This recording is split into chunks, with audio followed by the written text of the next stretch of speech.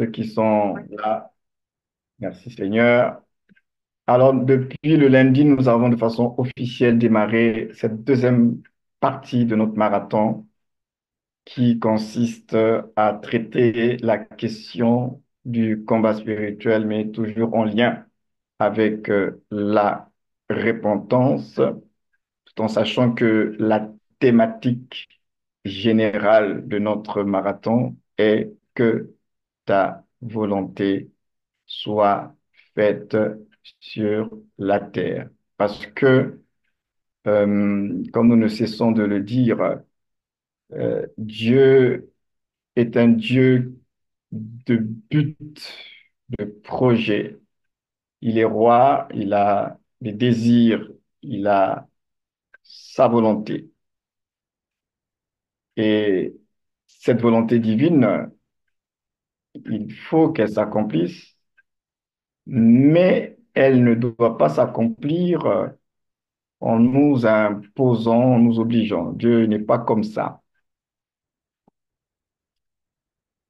Dieu veut que nous puissions découvrir sa volonté.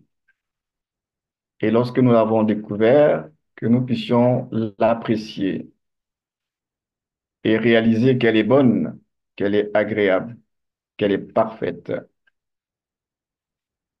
Parce que si nous ne réalisons pas que la volonté de Dieu est bonne et que Dieu n'est pas contre nous, que dans tout ce qu'il fait, même si quelquefois on ne comprend pas tout, mais que Dieu n'est pas notre adversaire, notre ennemi, alors nous comprendrons que ce que Dieu veut est bon pour nous. Le problème, c'est que nous avons en nous ce qu'on appelle la souveraineté de l'homme. Notre souveraineté, c'est le fameux libre arbitre. Et depuis que Adam a été déchu, il a désobéi, l'humanité porte en elle une nature qui est la nature du péché. Et cette nature du péché a fait de nous et a forgé notre âme à la rébellion. Ce qui fait que notre âme, avant même qu'on soit en Christ, a toujours été indépendante, autonome. Chacun a toujours fonctionné de façon égoïste, mais l'égoïsme se manifeste de plusieurs façons, de plusieurs formes. De façon générale, l'être humain a tendance à vouloir d'abord sauver sa propre vie. Nous sommes centrés sur nous-mêmes. Et je le répète, cela prend plusieurs formes. Ce qui fait qu'il nous est difficile de façon naturelle de faire du bien aux autres.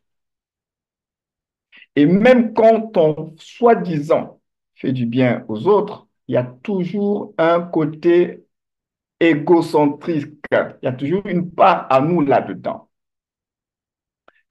Prenons un exemple. Il y a des personnes, des philanthropes, des gens qui aiment bien faire des œuvres par-ci, par-là. Alors, ils vont faire des œuvres de bienveillance et puis ils vont inviter la télévision. Ils posent un acte de bienveillance à l'égard d'autrui. C'est une forme d'altruisme, mais en réalité, ça ressemble à de l'altruisme parce qu'ils sont tournés vers les autres, mais en réalité, c'est de l'égocentrisme. Pourquoi? Parce que si c'était de l'altruisme, ils n'allaient pas inviter les chaînes de télévision à venir filmer l'acte de bienfaisance qu'ils posent. Ça veut dire que quand ils posent l'acte de bienfaisance, indirectement, il se met en avant. Donc, ce n'est pas aussi désintéressé que cela. Donc, vous comprenez quand la Bible dit, même si vous distribuez vos biens aux pauvres, et si vous n'avez pas l'amour, ça ne sert à rien tout ça. Parce que l'amour véritable n'est pas égocentrique, il est dans l'altruisme, c'est l'autre. Je m'intéresse à l'autre. Et, et c'est du vrai vrai, c'est pas les semblants. Et dans l'âme humaine, parce que n'oubliez pas que votre esprit est en Christ, Il est né de Dieu, mais votre âme a a un problème, c'est que votre âme n'est pas renouvelée. Votre âme est dans un processus de transformation, de renouvellement. Donc, votre âme a enregistré en elle, elle a des données. Ces données-là, c'est ce qui nous pousse, c'est ce qui nous inspire à poser certains actes. Et ces données-là, pour certains d'entre nous, sont devenues des forteresses. Donc, ce sont des informations que vous avez qui datent de quand vous étiez en Adam et qui ont forgé votre système de pensée. C'est pourquoi la repentance travaille aussi au niveau de la pensée, métanoïa. Parce que notre système de pensée est beaucoup influencé par l'héritage adamique. Or, l'héritage adamique est un héritage très égocentrique, très égoïste. C'est pourquoi, même en Christ, une personne est née de nouveau en Christ, mais tant que elle n'a pas changé son système, son mindset, son système de pensée là, elle est en Christ, oui, mais elle va produire un comportement très égoïste tout en étant en Christ. C'est pourquoi, même dans notre relation avec Dieu de façon indirecte, nous manifestons cela parce que dans notre relation avec Dieu, nous sommes toujours dans cette optique de moi qui reçois. Ce qui fait que moi qui donne, ça c'est optionnel. D'où dans la relation avec Dieu, nous aimons plus ce que Dieu va faire pour nous que ce que nous, on va faire pour Dieu. Dans notre relation avec Dieu, on est plus dans des attentes. Seigneur, fais ceci pour moi. Seigneur, fais ceci pour moi. Délivre-moi, bénis-moi, ouvre-moi les portes, guéris, délivre, fais ceci. C'est bien. Mais nous oublions que dans une relation, il n'y a pas qu'une seule personne. Dans une relation, on est deux. Et c'est aussi important de savoir l'autre, là, quelles sont ses attentes, qu'est-ce qu'il veut. D'où nous sommes en train de parler, que ta volonté soit faite sur la terre. Parce que Dieu aussi a des attentes. Dieu aussi a des désirs. Qu'est-ce que Dieu veut? Et malheureusement, dans la foi chrétienne, on n'est pas très intéressé par savoir ce que Dieu veut. On est plus intéressé par nous et ce que Dieu doit faire pour nous. Et c'est très égoïste. D'où il faut un travail en soi. Et ce travail en soi, c'est le fameux métanoïa, changement. La repentance, c'est tout un processus. C'est un travail sur soi. Nous devons comprendre que le monde est régulé par des lois et des principes spirituels. Et Dieu lui-même respecte ses lois et ses principes spirituels. Là, nous sommes en train de parler du combat spirituel qui est une réalité, je vous le dis, aussi réelle que votre nouvelle naissance. Même si vous ne voyez pas l'être spirituel que vous êtes devenu dans un miroir, mais il y a une réalité spirituelle qui est là, c'est que vous êtes né de Dieu, vous êtes en Christ. Et de la même manière qu'il y a cette réalité de votre nouvelle naissance, il y a aussi la réalité que vous êtes dans un combat. Vous avez un adversaire, le diable. Il est réel. J'attire votre attention parce que, comme je vous l'avais dit la dernière fois, nous les chrétiens, on a deux tendances dans nos rapports avec nos ennemis, et surtout notre ennemi principal, qui est le diable. C'est que soit on est dans la sous-estimation. On le sous-estime tellement parce qu'on est en Christ. Christ a triomphé à la croix. Et maintenant, on le considère comme si c'était je ne sais pas quoi. Et je vous avais dit, si vous le sous-estimez, vous allez baisser la garde. et vous allez vous retrouver dans la distraction. Et c'est dans cette distraction-là qu'il va vous faire du mal. Souvent, je vous ai partagé que moi, j'aime regarder les documentaires. Les documentaires, surtout avec la faune, hein, le monde animal. Et j'ai remarqué quand je suis ces documentaires-là, quand on est dans un territoire des lions, par exemple, les animaux sont souvent en groupe, sont en groupe. Pourquoi ils restent en groupe? Parce qu'ils sont quand même conscients qu'on est dans un territoire de lions et qu'il y a il y a des prédateurs qui sont là. Alors, ils restent en groupe. Et puis, et pendant qu'ils sont en groupe, vous allez remarquer dans ces documentaires-là, les lionnes, généralement, ce sont les lionnes qui chassent, hein, prioritairement. Elles sont là tapies, elles observent, elles n'attaquent pas. Aussi longtemps qu'ils sont dans leur regroupé là, elles chargent difficilement. Et puis, à un moment donné, dans le documentaire, vous allez remarquer qu'il y aura un membre du troupeau qui va légèrement se décaler. Et quand ce membre du troupeau là se décale légèrement, c'est là que les lionnes vont charger. Elles vont charger. La distraction dans dans un environnement de guerre et d'hostile, ça peut coûter très cher. Donc, quand vous sous-estimez votre adversaire, vous allez vous retrouver dans la distraction parce que pour vous, non, tout va bien. Oh, c'est rien. Et tout ça là, je peux vous assurer que c'est cette distraction et le fait de le sous-estimer qui va vous coûter très cher. De l'autre côté, si vous aussi le surestimez, c'est-à-dire vous commencez à le voir partout, vous commencez à penser qu'il y a des démons partout, il y a des esprits partout, il y a des sorciers partout, ils sont forts, ils sont puissants, qu'est-ce qu'on va devenir? Quand vous êtes aussi dans cet état-là, parce que vous l'avez surestimé, ça va ouvrir la porte à la peur. Parce que vous avez peur. Et cette peur-là, parce que vous avez tellement surestimé, vous pensez qu'ils sont partout, vous pensez qu'il est tellement fort, vous pensez même que c'est l'opposé égal de Dieu. Vous avez tellement peur. C'est cette peur-là qui vous paralyse et qui fera en sorte que l'ennemi va vous faire du mal.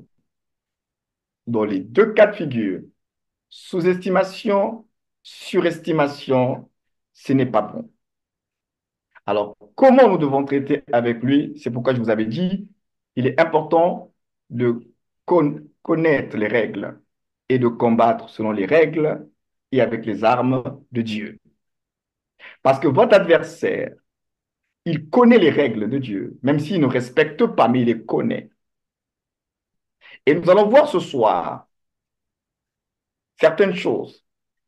Mais avant qu'on entre dans le texte qu'on va naviguer, qui va nous permettre de prier tout à l'heure, j'aimerais qu'on puisse revenir sur notre texte de base par rapport à cette deuxième partie de notre marathon que nous avions lu le lundi, Jacques 4, verset 7.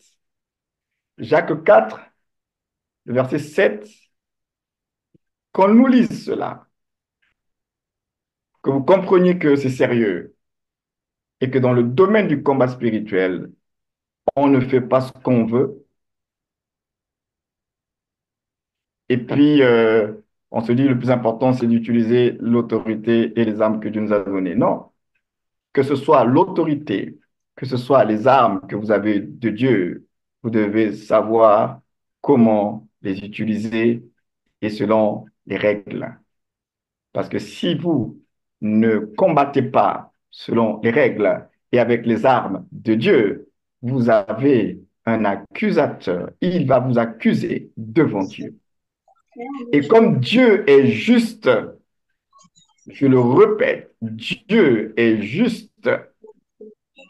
Donc ça veut dire que aussi longtemps qu'un enfant de Dieu est hors de la justice de Dieu, marche en dehors de la justice de Dieu, il se retrouve exposé à l'adversaire. Et aussi longtemps que cet enfant de Dieu-là, qui est sorti des voies de Dieu, ne revient pas dans les voies de Dieu par le moyen de la repentance, le fait qu'il soit sorti des voies de Dieu l'expose à l'adversaire qui va le taper sérieusement. Ah oui, tu es en Christ, né de Dieu, mais l'ennemi va te malmener. Pas parce que Dieu n'est pas capable de te garder, de te protéger, tout simplement parce que toi, tu es sorti des voies de Dieu. Et je vous avais dit que l'endroit le plus sûr pour chacun de nous, c'est de rester dans les voies de Dieu. C'est le voie de notre sécurité, de notre protection. Tant que nous restons dans les voies de Dieu, la sécurité, la protection, tout est garanti. Mais si vous faites le choix de sortir des voies de Dieu et que vous ne revenez pas par le moyen, puisqu'on entend parler de repentance, de la repentance à Dieu, frères et sœurs, vous allez être malmenés. Et beaucoup d'entre vous l'ont été, tout en étant en Christ, mais vous avez été malmenés par les puissances des ténèbres, parce que beaucoup d'entre vous, vous n'avez pas pris au sérieux le fait qu'il faut demeurer dans les voies de Dieu. Alors, Jacques 4, verset 7, est-ce qu'on peut nous lire cela? Lis la parole du Seigneur dans Jacques 4, verset 7. Soumettez-vous donc à Dieu, résistez au diable et il fuira loin de vous. Amen. Voilà, je ne vais pas lire la suite, mais on va rester sur ça, parce que ça, c'est la base. C'est pourquoi ils sont tous dans le même verset. Je vous l'avais dit la dernière fois, et je vais le répéter ce soir. Vous ne pouvez pas résister au diable si vous n'êtes pas soumis à Dieu. Parce que si vous n'êtes pas capable de vous soumettre à Dieu, le monde spirituel ne pourra pas se soumettre à vous. Vous ne pouvez pas être des chrétiens qui marchent dans l'insoumission à Dieu, mais vous voulez quand même utiliser l'autorité pour soumettre les puissances des ténèbres. Ça ne marche pas comme ça.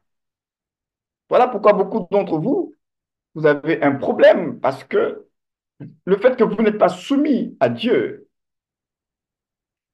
vous utilisez l'autorité de Dieu, mais ça ne marche pas. Ça ne marche pas. Pourquoi l'autorité de Dieu ne marche pas? Et je vous avais parlé de trois choses que nous allons voir. La notion de légitimité, de soumission et de puissance. Je vous avais dit ça en passant la dernière fois. Même dans le monde qui nous entoure, tu peux être une autorité, mais une autorité a un pouvoir, mais il ne doit pas abuser de son pouvoir, et son pouvoir est un pouvoir qui est encadré. Il y a des lois, il y a une constitution qui est là. Donc, ce n'est pas parce que on est une autorité qu'on peut faire ce qu'on veut. Non, même pour la police. La police n'a pas le droit de venir à n'importe quelle heure chez les gens. Et quand elle vient chez les gens pour visiter ou bien faire une perquisition, il faut qu'il y ait un mandat. Donc, si un policier arrive chez vous à n'importe quelle heure, il veut rentrer pour fouiller votre maison sans mandat, c'est une autorité, certes, mais l'action qu'il mène n'est pas légitime. C'est pas légitime. Et donc, si on l'attrape la main dans le sac, c'est une autorité, c'est vrai. Mais on va dire, mais ce qu'il a fait n'est pas normal parce qu'il n'avait pas la légitimité de poser cet acte-là parce qu'il était en dehors des lois. En matière de pouvoir, il y a aussi ce qu'on appelle les abus de pouvoir. Il y a des autorités qui, aujourd'hui, dans nos pays, surtout africains, qui ont du pouvoir, mais qui se servent, par exemple, des caisses de l'État comme si c'était leur argent personnel. C'est pas normal. Abus de pouvoir. Et sur la base de l'abus de pouvoir, vous savez tous que quelqu'un, on peut le destituer. Il peut y avoir destitution en matière d'autorité quand il y a abus de pouvoir. Quand un policier abuse de son pouvoir pour acquitter des gens, pour faire autre chose, on peut, s'il y a plainte et qu'on attrape la main dans le sac, ses responsables peuvent le dégrader, on peut carrément le virer même de la police. Donc vous comprenez bien qu'en matière d'autorité et de pouvoir, si on ne respecte pas les règles, on peut perdre ce pouvoir, on peut perdre cette légitimité. Donc, dans le domaine spirituel, et surtout dans le combat spirituel, nous allons voir qu'il y a des choses qui nous font perdre notre légitimité. Ce qui fait que notre légitimité étant perdue, même si vous utilisez le nom de Jésus et le sang de Jésus, il n'y aura aucun résultat. Pourquoi il n'y aura aucun résultat? Parce que dans le monde spirituel, ils savent ce qui est légitime et ce qui ne le sont pas. Donc, ce n'est pas la mention du nom de Jésus et du sang de Jésus qui fait peur à vos ennemis. Non, ils n'ont pas peur parce que tu as utilisé le nom et le sang de Jésus. Je vous avais dit, c'est la personne, c'est la vie de la personne qui mentionne ce nom et qui mentionne le sang de Jésus. C'est cette vie-là qui est passée, qui passe dans le scanner. Donc, il y a cette notion de légitimité. Est-ce que je suis légitime? Est-ce que dans ma vie, il n'y a pas des abus? Est-ce que dans ma vie, je ne suis pas quelque part transgresseur des lois et des règles?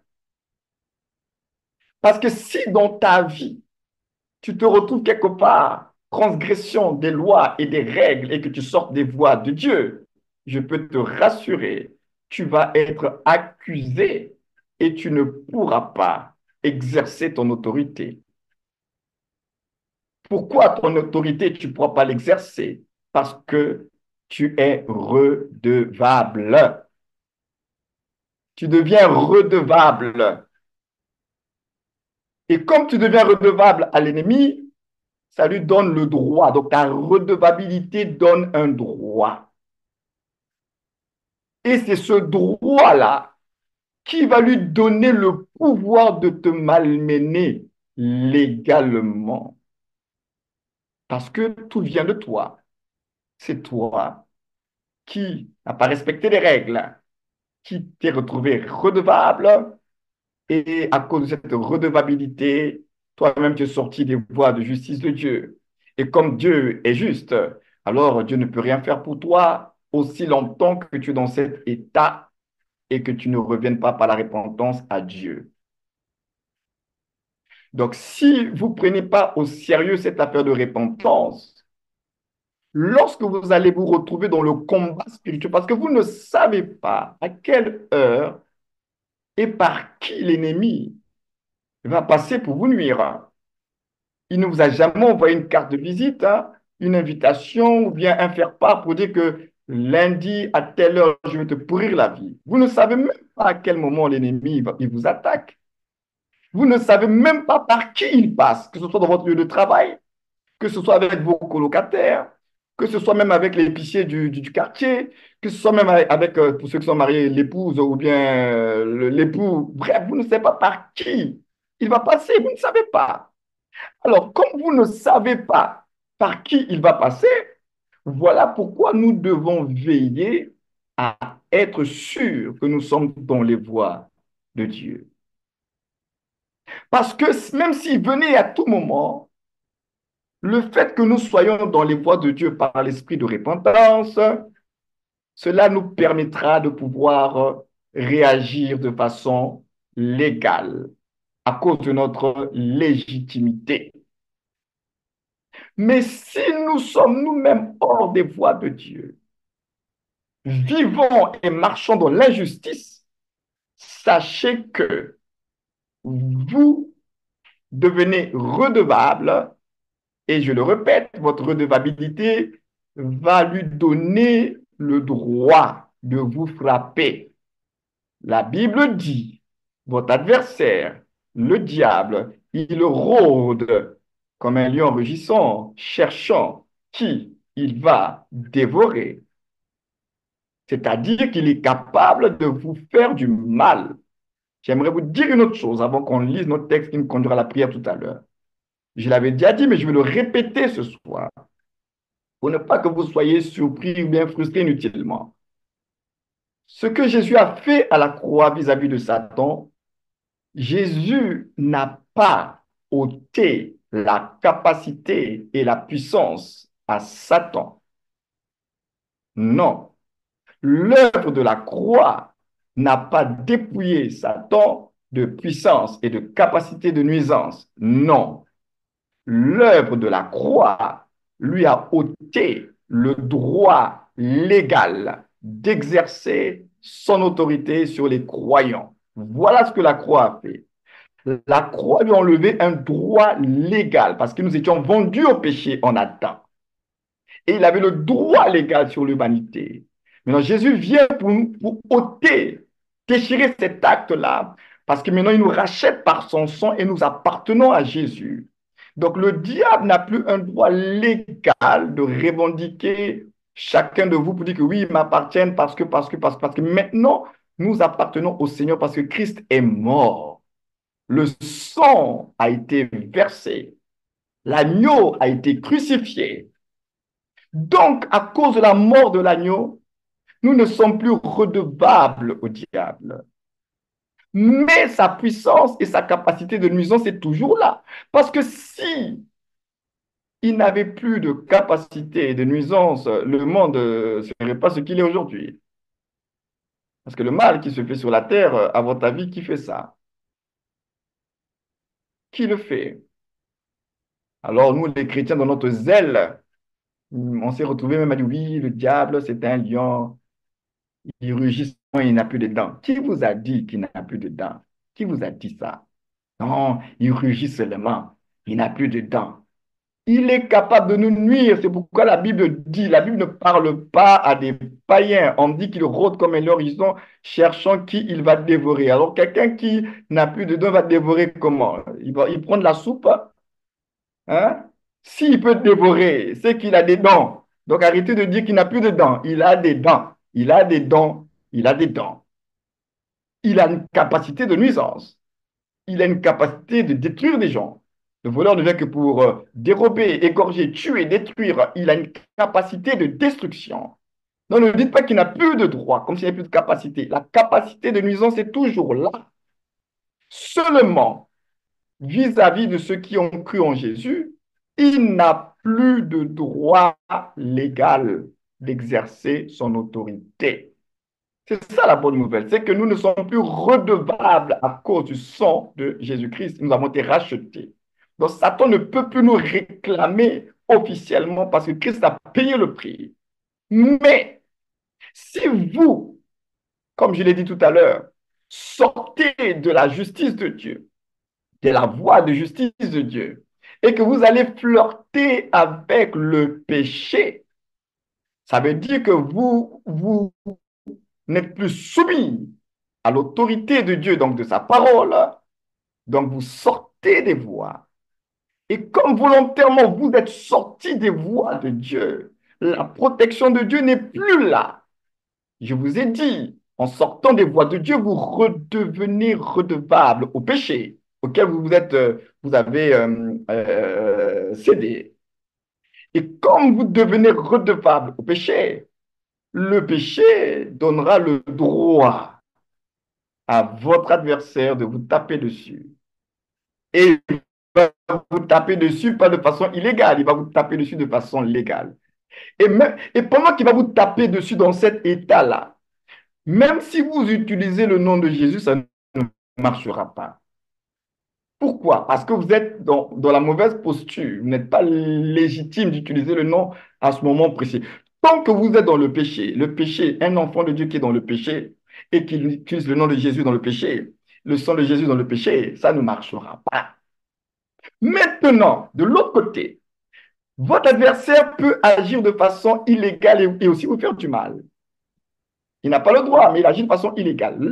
Là, maintenant, quand vous sentez que de façon illégale, il est en train de bousculer votre vie, vous sentez qu'il y a des choses que vous vivez, c'est pas normal, c'est là que vous utilisez le nom, la puissance et l'autorité, parce que vous n'êtes pas redevable.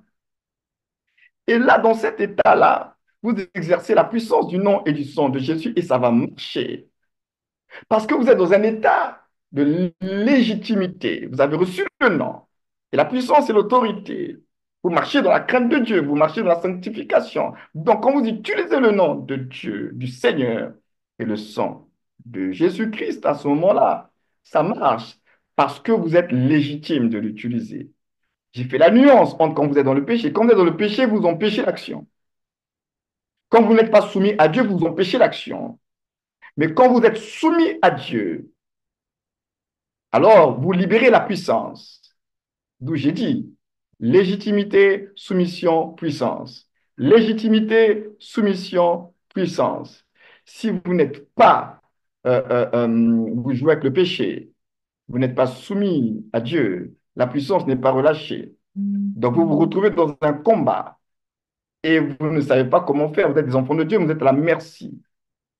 Donc cette affaire de se soumettre à Dieu, les amis, ce n'est pas juste parce que Dieu veut faire de nous des esclaves. Non, c'est pour notre bien. Parce que nous sommes dans un environnement hostile.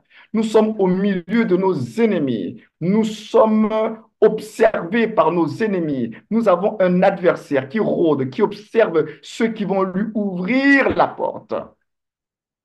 Donc, vous devez prendre au sérieux votre propre vie et que l'environnement dans lequel vous êtes, ce n'est pas encore le paradis, hein. Non, non, non, on n'est pas encore dans le paradis. On est encore sur la terre avec tous les combats, les difficultés qu'il y a sur la terre. Je veux répéter ce que je vous ai dit pour que ça rentre très bien, que aussi longtemps que vous allez demeurer insoumis à Dieu, c'est-à-dire ne pas respecter sa parole, ne pas obéir à sa parole, ne pas pratiquer sa parole, tout ça, c'est être insoumis à Dieu. La soumission à Dieu, c'est pratiquer sa parole, c'est obéir sa parole, c'est demeurer dans sa parole. Donc, si vous marchez dans l'insoumission, vous ne pourrez pas résister au diable. C'est impossible. C'est pourquoi votre Bible dit, soumettez-vous à Dieu. Un, deux, résistez au diable et trois, il s'enfuira loin de vous. Donc, si le diable ne s'enfuit pas loin de vous, c'est que quelque part, vous êtes redevable. Il a un droit. C'est pourquoi il continue à rester là. Il a un droit. C'est pourquoi il persiste là.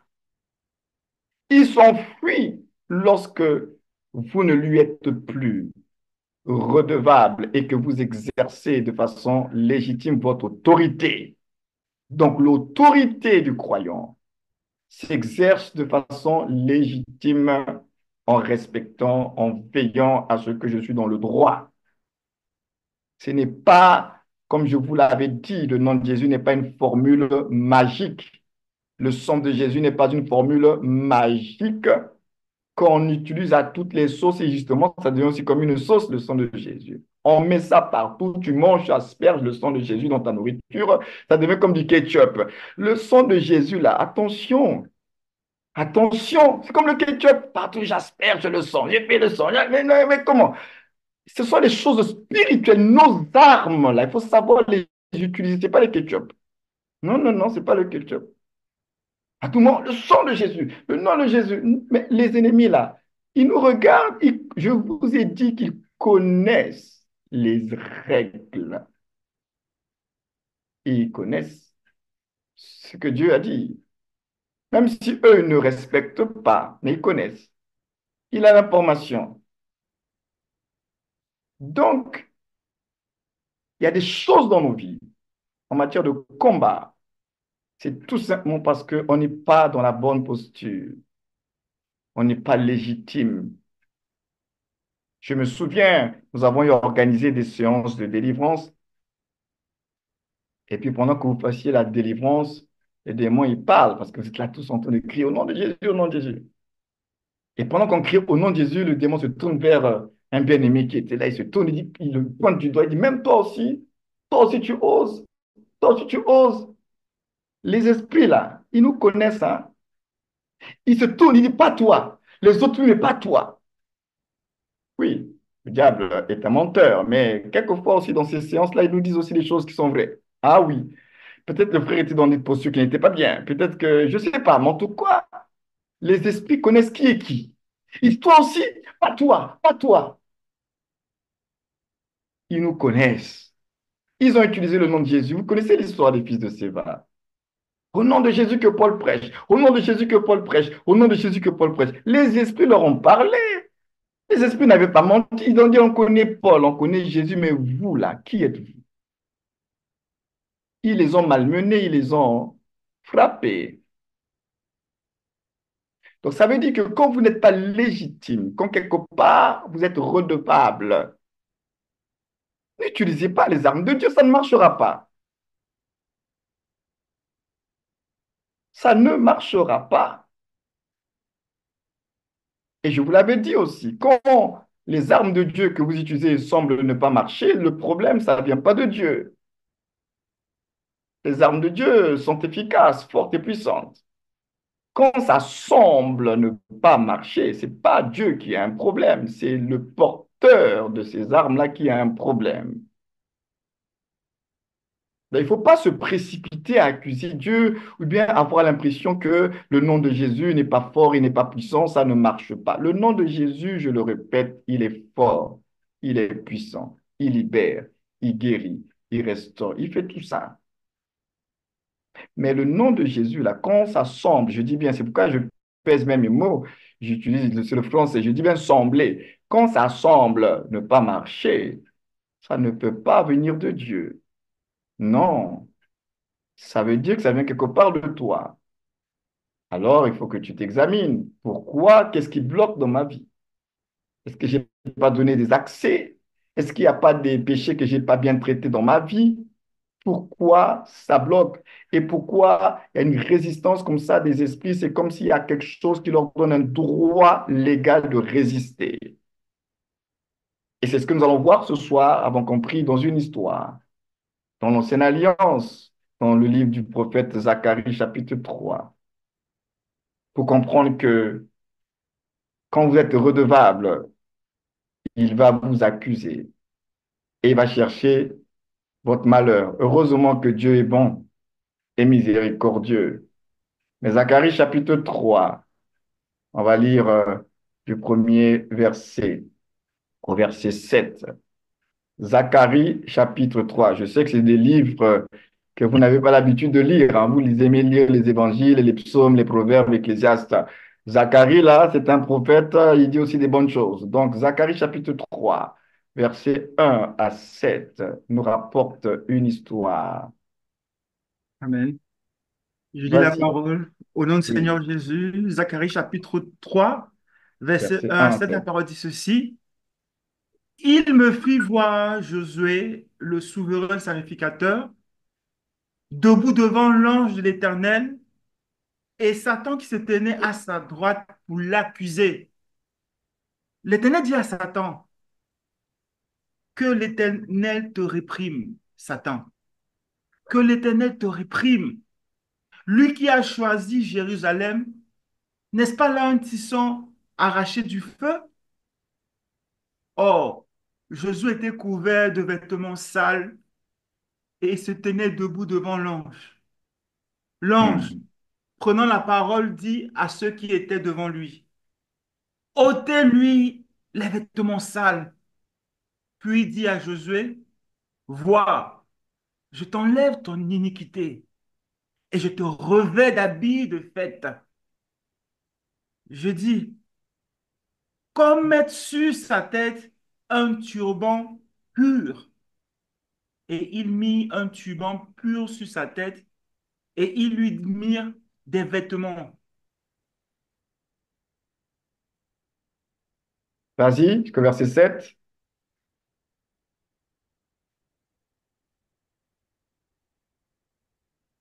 Ah, ça a Et si bloqué tu chez lui. observes mes Ok. ordres, tu jugeras ma maison et tu garderas mes parvis et je te donnerai libre accès parmi ceux qui sont ici. Amen. Amen. On peut s'arrêter là. Beaucoup d'enseignements qui sont là.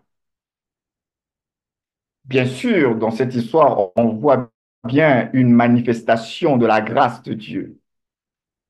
Parce que vous voyez bien que il y a un souverain sacrificateur, donc on va dire un membre du peuple de Dieu, un serviteur de Dieu,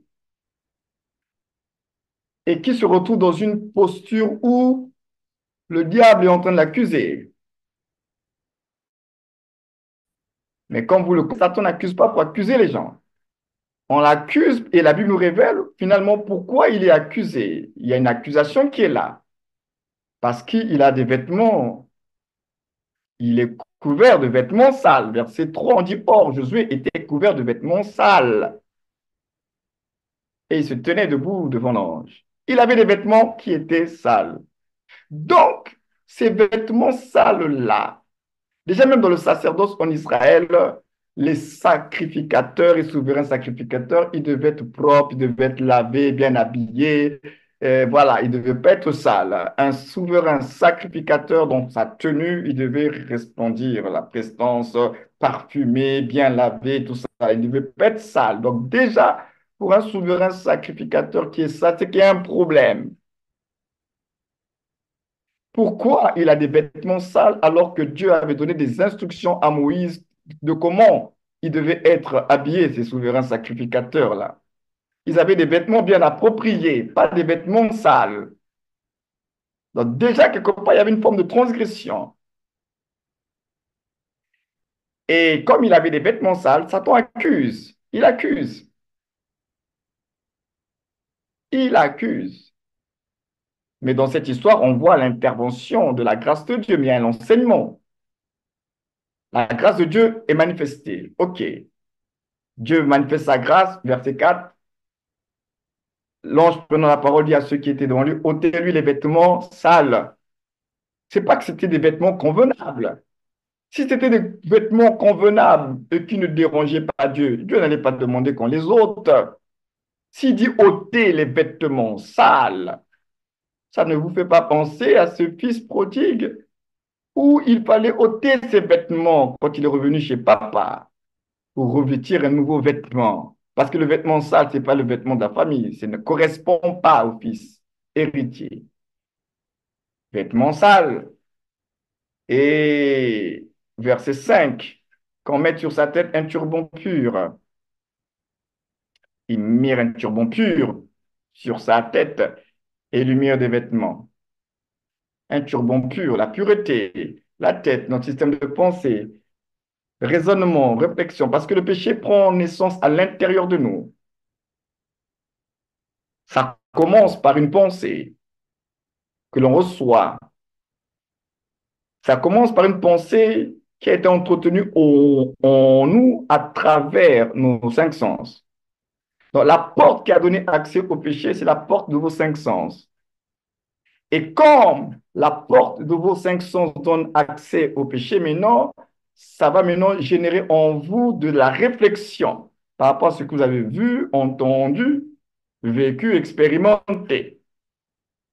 Système de pensée. Vous commencez à analyser, réfléchir sur le mal. Et quand l'action est posée, c'est que vous avez accepté cette chose que vous avez méditée en vous. Parce qu'une action est le résultat d'une pensée qui a été acceptée, validée et qui vous a poussé à poser l'acte. C'est les pensées. D'où il fallait un turban pur. Il faut changer là, parce que s'il s'est retrouvé sale, qu'est-ce qui s'est passé dans son système de pensée? Qu'est-ce qui s'est passé dans sa réflexion? Pourquoi il avait un vêtement sale? Comment il s'est sali? Péché. Il ne faut pas cohabiter avec le péché. Il faut traiter le péché, il faut s'en défaire. L'ange de l'Éternel fit à Josué cette déclaration. Maintenant, écoutez au verset 7. C'est là où ça nous intéresse. Ainsi parle l'Éternel des armées. Si tu marches dans mes voies, donc ça veut dire qu'il ne marchait pas dans les voies. Nous sommes en train de parler de repentance ici. Si tu marches dans mes voies, donc tu t'es retrouvé sale parce que tu n'étais plus dans mes voies. La grâce a été manifestée, oui, mais tu dois maintenant marcher et demeurer dans mes voies. Si tu marches dans mes voies et si tu observes mes ordres, tu jugeras ma maison et tu garderas mes parvis, je te donnerai libre accès parmi ceux qui sont ici. Donc, en d'autres termes, si tu marches dans mes voies, si tu demeures dans mes ordres, tu seras légitime d'exercer ton autorité et tu seras entendu et respecté. Mais comme tu as fait le choix de marcher dans les voies qui ne sont pas les miennes, voilà comment l'accusateur est venu t'accuser. Le diable est venu accuser. Je vous avais dit que notre insoumission à Dieu et à sa parole vont nous rendre redevables à l'ennemi. Et la redevabilité à l'égard de Satan lui donnera le droit de vous accuser et de vous taper dessus. Mais dans cette histoire, nous voyons comment Dieu, dans son amour et dans sa miséricorde, il manifeste la grâce. En même temps, il interpelle son serviteur. Parce que s'il marchait dans les voies de Dieu, un, il ne serait pas sale. C'est pourquoi il lui rappelle, si tu marches dans mes voies, et si tu observes mes ordres, donc ça dit quelque part, il y avait de la désobéissance et de l'insoumission. Tu jugeras ma maison et tu garderas mes parvis. Parce que pour pouvoir juger les gens, il faut que toi-même tu sois clean. Tu ne peux pas être un juge qui va juger les gens, toi-même tu as un casier chargé et tu marques toi-même dans l'injustice. Quelqu'un qui exerce la justice doit lui-même être juste. Sinon, ta conscience va te travailler. Comment tu pourras appliquer le droit, la loi, si toi-même tu es dans l'injustice? Ta conscience va te travailler. Ce Josué-là, ce souverain sacrificateur Josué, il avait un problème avec le péché. Mais la grâce et la miséricorde de Dieu sont venues. Et Dieu lui a ramené, lui a rappelé que tu dois marcher dans mes voies et suivre mes ordres. Sinon, celui qui accuse, il accusera. Il accusera. Christ est venu. Il est la rançon. Son sang, c'est le prix du rachat. Mais n'oubliez pas qu'à l'époque de Jésus, lorsque la grâce était manifestée, qu'est-ce qu'il disait aux gens qui recevaient la grâce après avoir été dans un état de péché? Il leur disait, va et ne pêche plus. Va et ne pêche plus. Cette femme, elle était adultère. Il dit, moi, je ne te condamne pas, mais va, tu es libre, mais ne pêche plus. C'est donc là que vous comprenez que notre liberté ne nous donne pas le droit de faire ce qu'on veut. Notre liberté ne nous donne pas le droit de jouer encore avec le péché. La liberté que nous recevons par grâce divine, c'est pour que nous puissions rester dans les voies de la justice de Dieu. C'est pourquoi il a dit, va et ne pêche plus. Donc, tu es libre, mais ne repars plus dans les anciens sentiers. C'est ce que ça veut dire. Donc, quand la grâce est manifestée, ce n'est pas pour que nous restions sur les voies qui ont attiré sur nos vies la colère et la malédiction. Quand la grâce est manifestée, c'est pour que nous puissions maintenant nous tourner et aller volontairement dans les voies de Dieu. C'est ce qu'on appelle la repentance. Vous vous tournez maintenant, tout votre être, toute votre vie se tourne maintenant dans la direction de Dieu, dans les pensées de Dieu, Vous cherchez à faire maintenant sa volonté. Et vous regardez votre vie. Est-ce que ce que je fais, ça correspond à la volonté de Dieu? Est-ce que cette manière de marcher, de parler, de m'habiller, de penser, est-ce que ça reflète Dieu et sa gloire? Tu deviens à ce moment-là très attentif à ta propre vie. Ta propre vie, toi-même, tu t'auto-censures. Tu n'attends pas qu'on te censure. Toi-même, tu apprends à t'auto-censurer. Tu apprends à écouter le Saint-Esprit. Quand tu sens qu'il te met mal à l'aise, tu ne laisses plus passer cette affaire-là. Tu sais que là, l'Esprit me met mal à l'aise. Peut-être que c'est pas bon. Parce que n'oubliez pas, et je vais encore nous rappeler cela. Le Saint-Esprit ne nous accuse pas. Il ne nous juge pas. Il ne nous condamne pas. Mais le Saint-Esprit, qu'est-ce qu'il va faire? Il va répandre en vous, dans votre esprit, la tristesse de Dieu. Or, la tristesse de Dieu, dit la Bible, c'est elle qui doit nous amener à la repentance. Le but de la tristesse de Dieu, c'est pas de vous accuser, c'est pas de vous juger, c'est pas de vous condamner. Le but de la tristesse de Dieu répandue en nous par le Saint-Esprit, c'est pour nous amener à la repentance. Donc, l'Esprit de Dieu, lui, cherche que nous puissions nous repentir. Il ne nous condamne pas, il ne nous juge pas pour dire que c'est fini pour toi, Dieu ne va plus t'utiliser, Dieu t'a rejeté. Non, l'Esprit de Dieu te fait ressentir la tristesse du cœur de Dieu. Mais une tristesse qui va t'amener à te réveiller, à prendre conscience de ton état pour que tu puisses te repentir. Donc, quand tu vis des accusations intérieures, des condamnations intérieures, ce n'est pas le Saint-Esprit, c'est le diable. Maintenant, pour que tu sois libre des accusations et des condamnations, c'est-à-dire que aussi longtemps que tu ne t'es pas repenti, aussi longtemps que tu n'es pas revenu dans les voies de Dieu, il continuera à t'accuser, à t'acculer, à t'oppresser, parce que tu es hors des voies de Dieu et donc tu es exposé. C'est pourquoi, frères et sœurs, ce que nous sommes en train de voir maintenant, c'est tellement sérieux.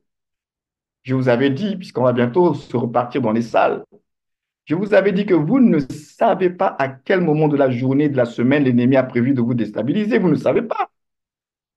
Mais comme vous ne savez pas à quel moment il a choisi de vous déstabiliser, mais veillez alors, au moins la chose que vous pouvez faire, c'est de veiller sur votre cœur. On a dit de veiller sur notre cœur, de le garder. Ça, au moins, tu peux le faire. Ça, au moins, tu peux te dire, mais quand même, est-ce que ma manière de vivre la même? Tu peux commencer comme le Fils prodigue à rentrer en toi-même. Apprendre chaque jour à te regarder dans le miroir de la parole de Dieu. Est-ce que, en tant qu'enfant de Dieu, est-ce que je suis vraiment digne d'un enfant de Dieu? Est-ce que ma vie même chrétienne, là, est-ce que c'est vraiment comme ça qu'il doit vivre un chrétien? Ces choses-là, les amis, vous n'avez pas besoin d'avoir un apôtre, un pasteur qui doit courir derrière vous pour cela.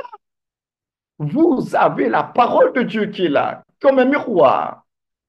De la même manière que quand vous vous regardez le matin, avec le miroir, et que le miroir vous montre des défauts, des choses qui ne vont pas, vous faites quoi? Vous corrigez. Le miroir vous amène à la correction de façon non imposable. C'est-à-dire que le miroir vous amène à la correction sans qu'il il vous force. Vous-même, vous voyez et vous constatez que les cheveux là ne sont pas bien arrangés, j'arrange. Le miroir t'a parlé. Le miroir t'a donné une instruction sans même que tu t'en rendes compte. Dans ton subconscient, tu as vu et tu arranges. Donc, le miroir nous corrige et nous pousse à nous corriger sans que ça soit forcé. Il nous amène à une correction, mais de façon très silencieuse. Tu te regardes seulement là et tu sens qu'il y a une tâche là et tu arranges. La chemise n'est pas bien boutonnée, tu arranges. Donc, il y a une action qui est faite. Le fait seulement de voir le miroir, ça te pousse à l'action.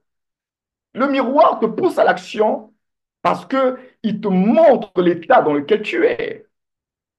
La parole de Dieu est un miroir, dit la Bible. Quand tu te regardes dans le miroir de la parole de Dieu, est-ce que ça te pousse à corriger ou pas? Parce qu'il y a des gens aujourd'hui, malheureusement, on est comme des insensés. Malheureusement, nous nous regardons dans le miroir de la parole de Dieu Au lieu de corriger ce qui ne va pas, on reste dans cet état-là.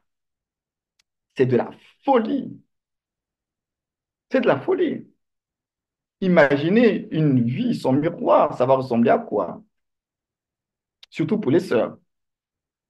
Une vie sans miroir, pour les sœurs, ça va ressembler à quoi? Vous allez faire comment, vous les sœurs, là? Vous aimez le miroir. Dans vos sacs, il y avait un petit miroir. Et nous, les hommes, on n'est pas comme vous. Mais vous, là, s'il n'y avait plus de miroir, vous allez faire comment, les sœurs, là? Vous voyez que le miroir, c'est même vital pour vous, hein? Ah oui, vous en avez besoin. Pourquoi?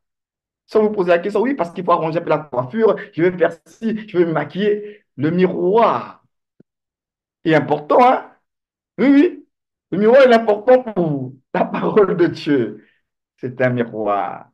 Lorsque la parole de Dieu te montre, parce que toi-même, tu te regardes, effectivement, elle te montre que, par exemple, tu es quelqu'un qui est très colérique, quelqu'un qui est très, euh, je ne sais pas, dans le commérage, dans la critique, par exemple. Et la parole de Dieu te fait comprendre que Dieu n'aime pas ça. C'est un miroir. Et toi, tu te regardes, effectivement, je suis dans la critique. Dieu n'aime pas ça. Mais Dieu n'aime pas ça, je suis dans la critique, donc ce n'est pas une bonne chose. Qu'est-ce que je dois faire? Je dois prendre des résolutions. Je dois me corriger.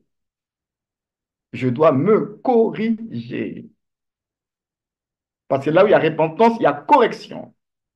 Il ne peut pas avoir de véritable repentance sans qu'il y ait de la correction. Il faut corriger. Mais je vous avais dit que la véritable repentance ne peut pas se faire si on n'est pas exposé à la vérité, à la volonté de Dieu. Parce qu'on se répond par rapport à quoi? J'ai vu, j'ai découvert que cette manière de parler, de penser, de marcher, de m'habiller, ce n'est pas conforme à Dieu. Alors je vais corriger. Je vais corriger. Oui, nous allons nous repentir. Parce que là, on a parlé de soumettez-vous à Dieu. Ce soir, on va se repentir toutes les fois où nous avons marché dans la désobéissance et dans l'insoumission. La Bible dit soumettez-vous à Dieu. Combien de fois on a été insoumis? C'est très subtil. C'est très subtil. Combien de fois on a été insoumis? Combien de fois on a découvert la vérité, mais on est passé par les tunnels? On a dit non, on a fait comme si on n'a pas vu. Parce qu'on a la capacité de le faire aussi, même dans la vie de tous les jours. Tu peux te promener dans la rue, tu as vu quelqu'un, mais tu fais comme si tu n'as pas vu la personne. Mais tu l'as vu, hein? Mais tu fais comme si tu ne l'as pas vu. On peut le faire. Même dans les choses spirituelles, c'est la même chose. Tu lis un verset, mais toi-même, tu crées un tunnel là. Tu sautes même le verset là. Il faut... Non, tu as lu, mais tu ne veux pas t'attarder, tu ne veux pas t'arrêter là, tu sautes vite.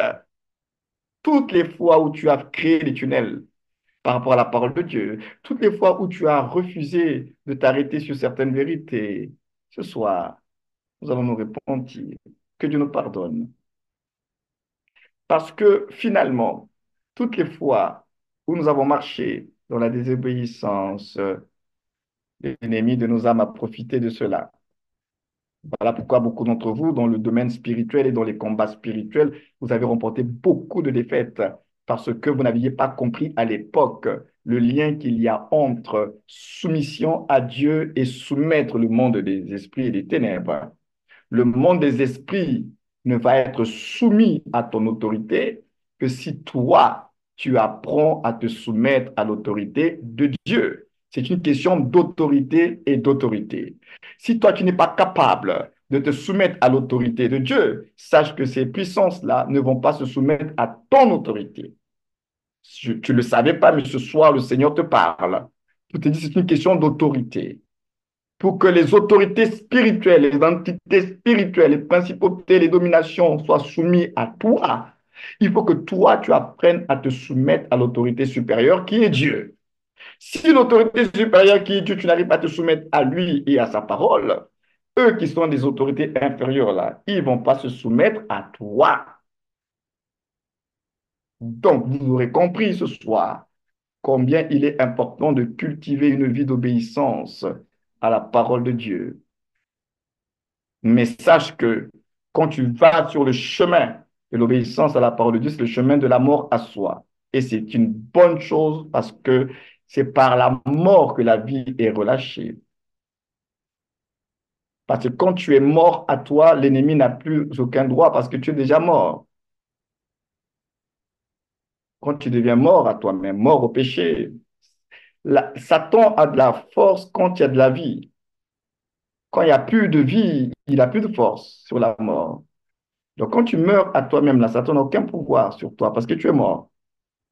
Mais quand tu n'es pas mort à toi-même, alors tu lui donnes d'alimenter les choses. Ce soir, on va prier que Dieu nous pardonne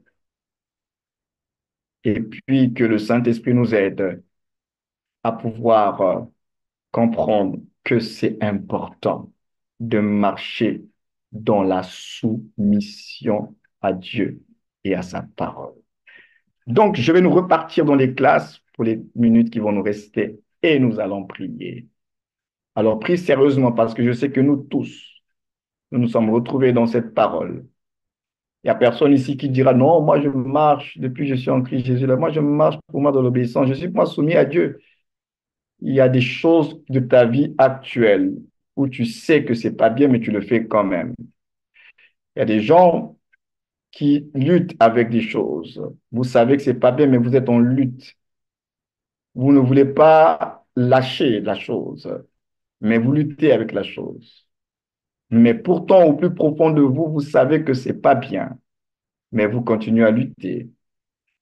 Et cette parole vous est envoyée ce soir pour vous dire, toi qui luttes là, tout en sachant que c'est mal ce que tu fais, tu reçois une parole ce soir. Le Seigneur t'a envoyé cette parole pour te dire, si tu restes dans cet état, l'ennemi, il va détruire ta vie. Parce que tu lui donnes l'occasion et le droit et l'accès de détruire.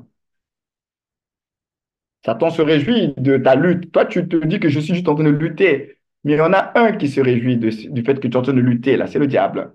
Parce que aussi longtemps que tu es dans cette indécision-là, alors qu'en même temps, au plus profond de toi, tu sais ce qui est juste, tu sais au plus profond de toi ce que tu dois faire, mais tu es dans cette indécision. Mais sache que cette indécision-là te dessert toi et ça sert l'ennemi, hein. Parce que aussi longtemps que tu seras dans cet état d'indécision-là, tu es exposé. Et c'est l'ennemi qui est en train de jouer avec toi. Donc ce soir, il y en a peut-être, je ne sais pas pourquoi je le dis, mais poussé par le Saint-Esprit, il y a des gens qui vont devoir se réconcilier avec eux-mêmes. Il y a des gens qui vont devoir prendre des grandes décisions ce soir.